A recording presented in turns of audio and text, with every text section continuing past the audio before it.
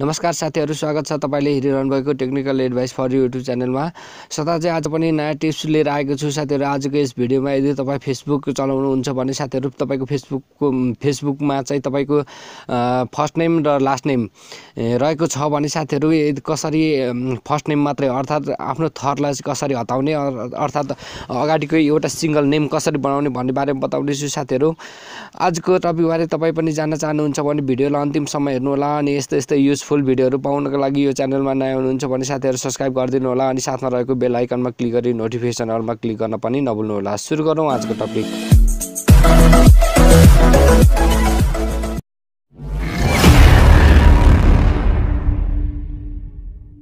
सबैभन्दा पहिले साथीहरु तपाईको मोबाइलमा भएको गुगल प्ले स्टोरमा जानु होला र यहाँ देख्न सक्नुहुन्छ VPN इन्डोनेसिया भनेर देख्न सक्नुहुन्छ। यसलाई डाउनलोड गर्नुपर्ने हुन्छ साथीहरु।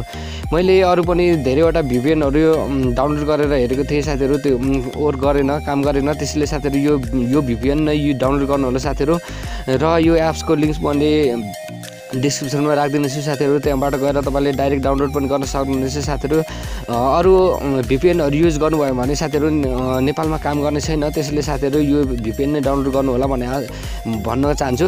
र यो एप्सलाई यो VPNलाई डाउनलोड गरिसकेपछि ओपन भन्ने अप्सनमा यो VPNलाई ओपन गरिदिनु होला।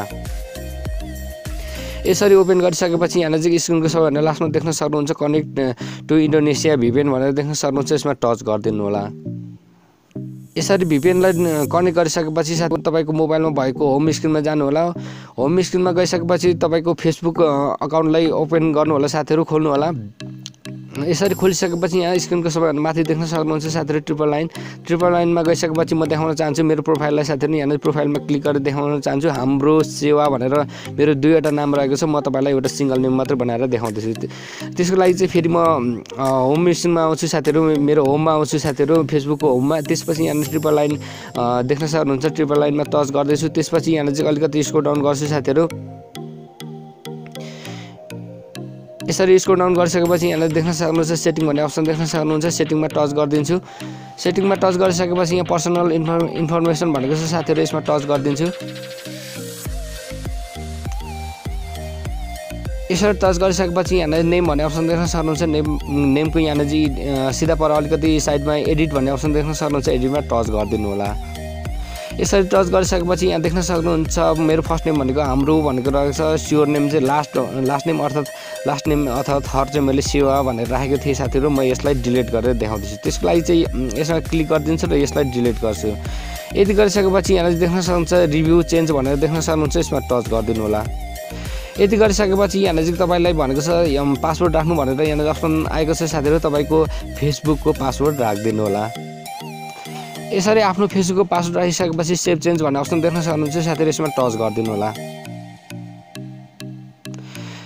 यहाँ देख्न सक्नुभयो साथीहरु मेरो सिंगल नेम भइसकेको छ। तपाईलाई म मेरो आफ्नो प्रोफाइलमा गएर देखाउँदैछु साथीहरु। रिफ्रेश गरेर यहाँ देख्न सक्नुहुन्छ। फेरि म ट्रिपल लाइनमा टच गरिदिन्छु र यहाँ चाहिँ मेरो प्रोफाइलमा जान्छु साथीहरु। यहाँ देख्न सक्नुभयो साथीहरु अलरेडी चेन्ज भइसकेको छ। हाम्रो सेवाबाट हाम्रो मात्र भएको छ साथीहरु। यस्तो तरिकाबाट साथीहरु सजिलैसँग तपाईले आफ्नो सिंगल नेम बनाउन सक्नुहुन्छ साथीहरु। यो भिडियोलाई स्किप नगरी अन्तिमसम्म हेर्नु भयो भने पक्कै पनि बुझ्नु भयो होला भन्ने आशा गरेको छु साथीहरु।